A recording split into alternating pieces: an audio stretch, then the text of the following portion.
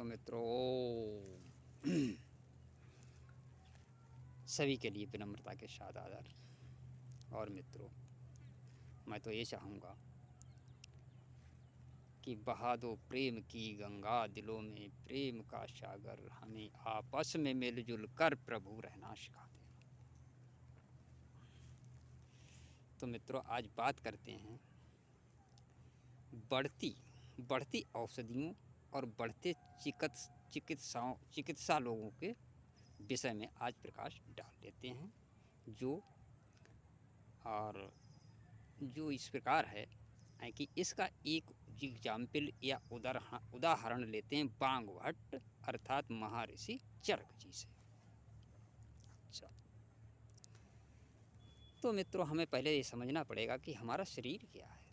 शरीर परमात्मा का दिया हुआ अनुपम उपहार और प्रकृति से ओतप्रोत ये अनुपम उपहार है, जिसका वर्णन हम चक्रों द्वारा कर चुके हैं।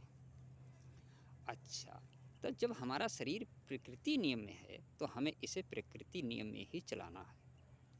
अच्छा, और प्रकृति नियम के आधार से मैंने जो भी व्याख्यान दिया है आपके लिए, तो मित्रों हमने कुछ प्रमाण भी दिया है।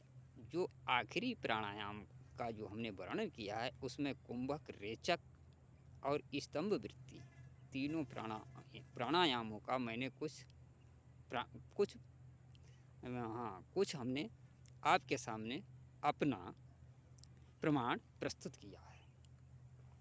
अच्छा, और अब रहा हमारे शरीर स्वास्थ्य का प्रमाण, वो भी हम प्रस्तुत करेंगे, लेकिन हमारा 1 साल पहले का प्रमाण है।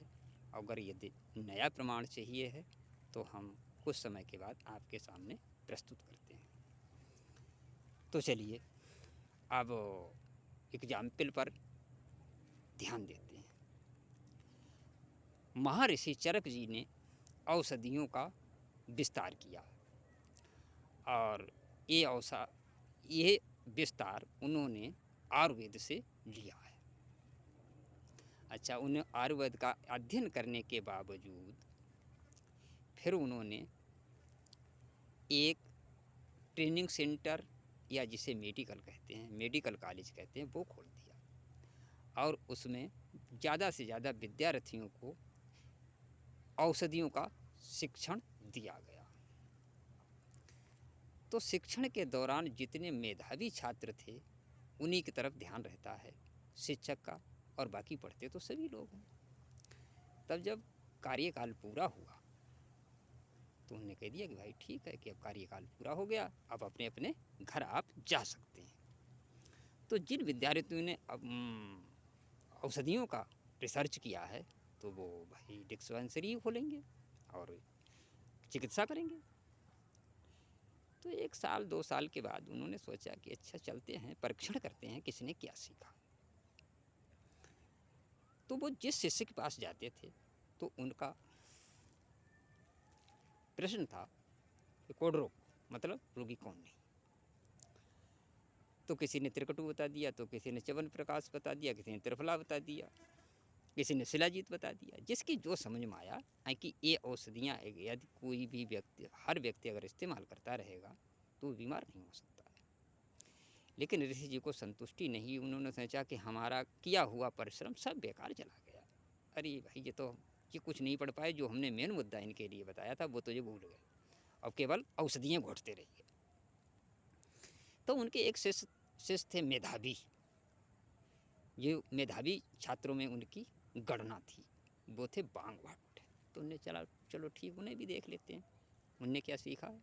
और भाई टूटे हुए मन से वहाँ तक गए तो अभिवादन हुआ। अभिवादन होने के बावजूद उन्होंने वही प्रश्न किया कि कुड्रुक।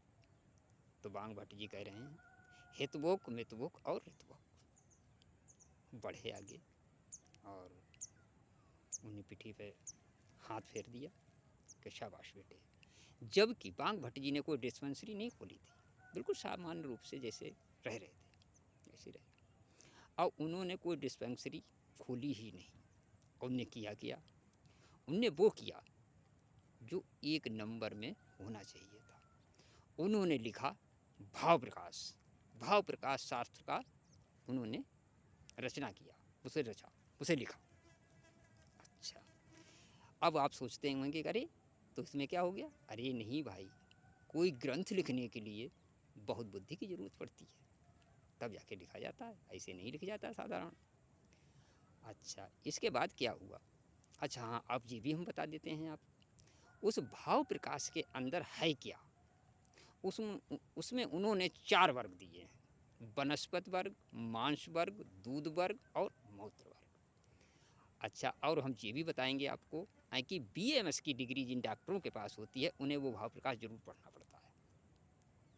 अच्छा, और एक बात और छुपी हुई बताना चाहेंगे हम आपके लिए कि डॉक्टर कितनी भी इंग्लिश सीख ले, लेकिन जब तक उसकी संस्कृत अच्छी नहीं है, वो डॉक्टर नहीं बन सकता है। क्यों? कि औषधियों की जानकारी केवल संस्कृत में, जिसे आयुर्वेद कहते हैं, उसके अंदर है। जो संस्कृत नहीं अच्छी है वो नहीं पढ़ सकता है। तो फिर हम सब क्यों इंग्लिश की ओर दौड़ रहे हैं? क्यों? ये अंग्रेजों के मूँछ बने हुए हैं। क्यों? कि भाई इंग्लिश ही बहुत अच्छी, क्यों? देश विदेश में जाना है। ठीक, तो ये तो हम कह सकते हैं, ये हम इंग्लिश ज़्यादा सीखना हमारी परंपरा के अनुसार ये ठीक नहीं है। अच्छा, और अब हम ये भी और बात बताएंगे कि भाव प्रकाश हमने पढ़ा है, लेकिन ज़्यादा तो कुछ नहीं, लेकिन कतई मूल संक्षेप में आपको हम बताएंगे।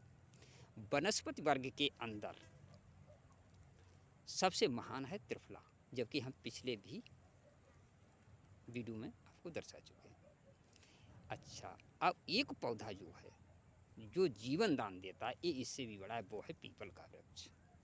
अच्छा, और भाव प्रकाश के अंदर मांस बताया गया घोड़े का त्रिदोषनाशक, और दूध बताया गया स्त्री का, स्त्री से बड़ा किसी का दूध नहीं है, और मूत्र है गाय का, इससे बड़ा कुछ भी नहीं। अच्छा, अब यहाँ पे मेन बात यही आई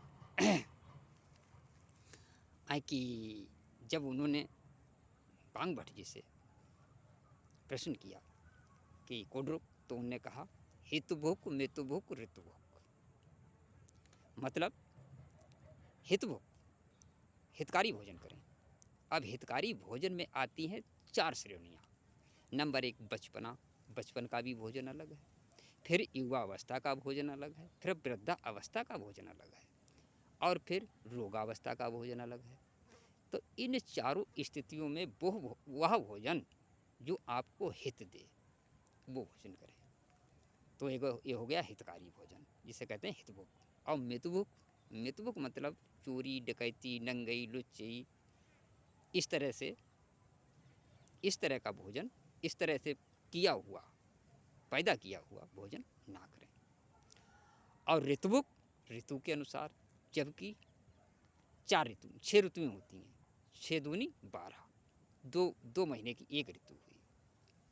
तो जिस ऋतु में जो सब्जियां हमें मिलती हैं, वो हम सब्जियां ग्रहण करें, बीमार कम पड़ेंगे। ये नहीं कहा जा सकता है कि बिल्कुल बीमार नहीं पड़ेंगे। भाई बिल्कुल बीमार तो ऋषि मुनि महात्माओं जैसा होना चाहिए, तब भाई नहीं पड़ोगे बीमार। अच्छा, लेकिन ऐसा नहीं है कि ऋषि मुनियों के लिए ही वो सब चीज़ चाहिए, हमें नहीं चाहिए, क्योंकि मानव जीवन हमारे पास भी है, इसलिए हमें भी कम से कम उन्हें अपनाना चाहिए।